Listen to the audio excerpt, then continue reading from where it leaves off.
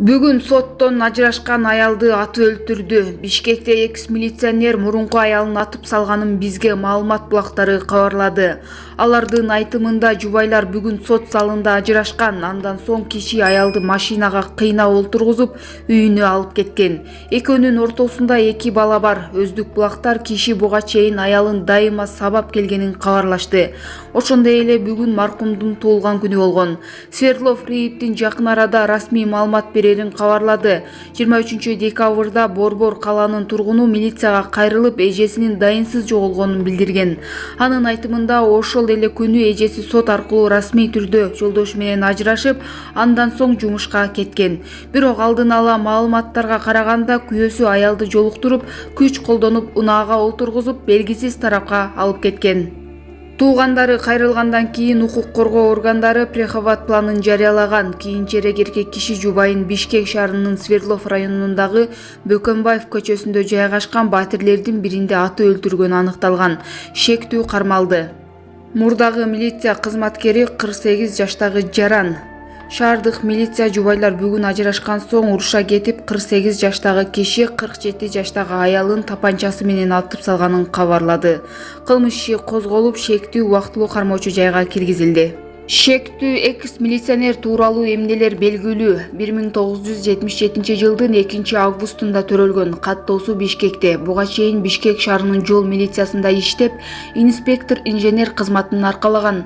Аскердик наамы алган лейтенант. Аңчылык уруксат берген, күбөлүгү болгон. Аялды аткан травматикалык тапанчага расмий уруксаты бар экени аныкталган.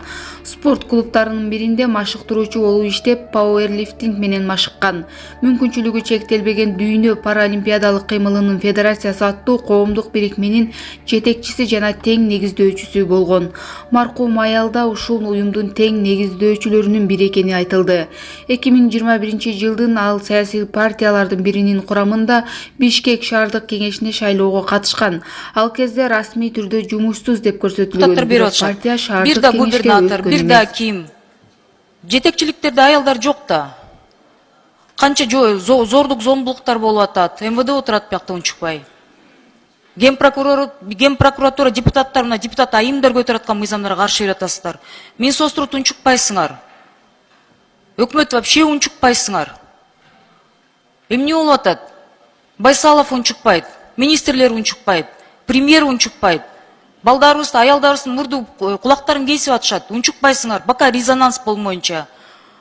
Үсү жактан бирөө урушкансып, анан эптеп теги для отмазки принесли такой законопроект. Счетный палатада мына парламенттен көтөрдүк. Бир да айым жок деп комитеттен айтып атабыз, бияктан айтып атабыз. Айтсак, ал мыйзамга поправкалар киргизелик десек, эч ким кабыл алган жок. Вы как будто перед кем-то формально отмазываетесь, да? Какой смысл? Эмнеге алып келип атасыздар? Жоопкерчиликти мына 9 статьяны туура айтып атат. Эмнеге жоопкерчиликти алып атасыңар? Жалаң эркектер отуруп калайын деп атасыңарбы? Кулактарын кессин, мурдуларын кессин. 2020-да жыл башына канча аялды өлтүрүп кетти эле. Ошондон бери канча кыздарыбызды зордуктап атат, уурдап атат. Мыйзамдарга каршы болосуздар, өкмөт.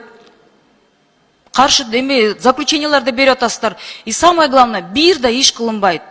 Кана мыйзамдарыңар. Биз алып келсек колдобойсуңар, өзүңөрдөн да чыкпайт. Формальный редакционные поправки такие законопроекты алып келип атасыңар. Конечно, колдобош керек.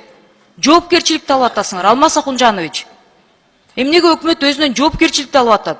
Аткаруучу бийлик болдуңар. Азыр бүт бийликтеги күчтүн баары силерде. Кана жоопкерчилик? Ужесточение кылган ордуна кайра деген жоопкерчиликтин мойнуңардан алып коюп атасыңар. Эшиктерди өлтүрө берсин кишилерди. Зордуктай берсин. Балдарыбызды зордуктап атат, кичинекей балдарды. Аны пробация кылып чыгарып атат. Мына коллегабыз айтпады, 88 адам случайлардан пробациядан чыгарып коюп атасыңар.